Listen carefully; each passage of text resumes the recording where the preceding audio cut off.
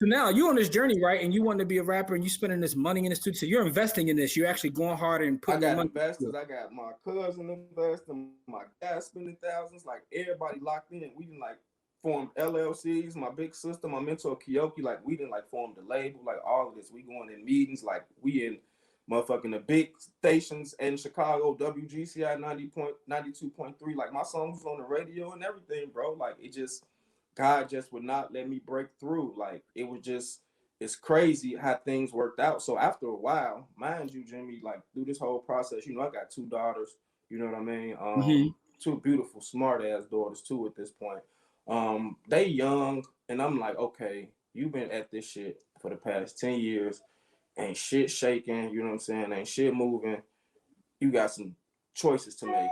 And two, like, I'm motherfucking finna get put out my apartment. I got eviction notices, all this. This rap shit is a man. This shit be like a facade, bro. Like like you be spending all your money trying to look a certain way, and like recording all that shit costs too. You know what I'm saying? Yeah, So yeah. it ain't really no bread until like you really hit big because you more so spending out, just like in business. You know what I mean? Mm-hmm. Except for in rap, you essentially like doing the slave shit because you signed to somebody. You know what Yeah. I mean? Good thing I was like I say operating as an independent entity and just like partnering like with my people and shit. But man, like I say, the shit just wasn't working out. So I decided, you know what, I can't do this shit no more. And it was the hardest thing in the world for me to do was to like step away from that and give up on that shit, bro. I went and got like the weakest job in the world, but it paid my bills. I went and got like a telemarketing job where I'm calling around, putting people in like the worst colleges on the planet, bro. Like Everest University and DeVry University and AIU and shit like this. But you know me, like I'm from the hood, so I can Yeah. market, I can sell, I can talk. Like we know how to sell some shit. Yeah, You know what yeah, I'm yeah, saying? yeah. Like we gonna do that. Like we can hustle.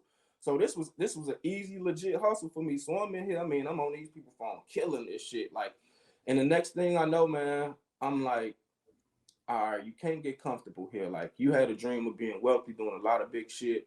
You still got the same network, like, but now you got to make a change because you was dependent on everybody else for all this time, and that shit did not work out. So I started googling, like, man, how regular motherfuckers out here getting rich? Motherfuckers who work 9 to 5s, you know what I'm saying? And I kept Yeah. on coming across real estate and the stock market. Every time it was just real estate and the stock market. Everything I came across, and I went and picked up Rich Dad Poor Dad, man, and that book changed my life, bro. Like Okay. So if you had to say any book changed your life, that would be the one. Rich Dad Poor Dad, man. Yep. That's when So the light bulb went off. Like it was just like, oh shit, you've been doing this shit wrong the whole time. Like, you know what I'm saying? yeah, and that's Like, that's um that's a book that a lot of folks like. I would say 90% of the people that come on the pod is always that book. Like I read that and it changed my life. So let me ask you a question. So after you read the book and you figured out like, oh, I gotta do something different. What was the first move you made to, kind of become an investor?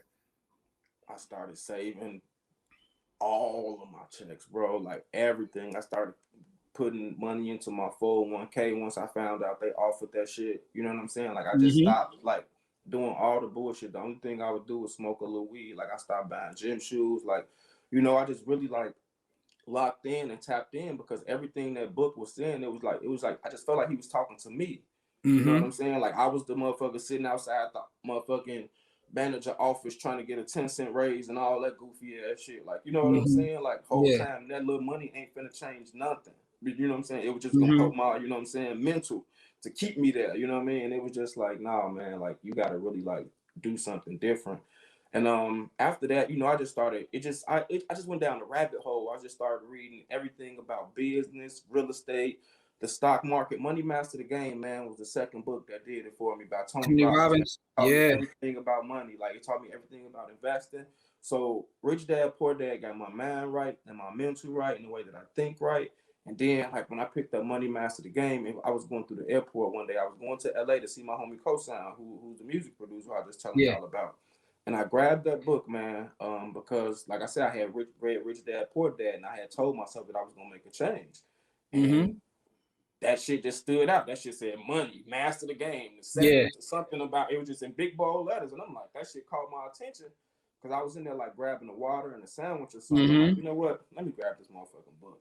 So I got it, man. I started reading it. And you know, Tony Robbins, he a motivational speaker on top of him, you know what I'm saying, giving you that Listen, game. I just saw him at an event. I just saw him at an event this Saturday, and my man is a performer. He got that. Like I literally just saw him live. I just saw him live for the first time this past Saturday in Orlando, and you know it was crazy.